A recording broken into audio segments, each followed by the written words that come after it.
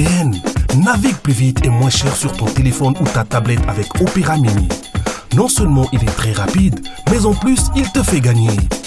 Tous les 15 jours, MTN Congo offre à ses meilleurs internautes une tablette Samsung Galaxy Tab 2 de 16 Go. Tu veux y participer? Lance Opera Mini sur ton téléphone.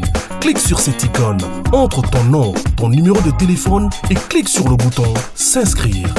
T'as pas Opera Mini? Télécharge-le gratuitement sur ton mobile à l'adresse suivante m.opera.com. Plus tu navigues, plus tu as des chances de gagner une tablette Samsung Galaxy Tab 2. Opera Mini, navigue et gagne. MTN, everywhere you go.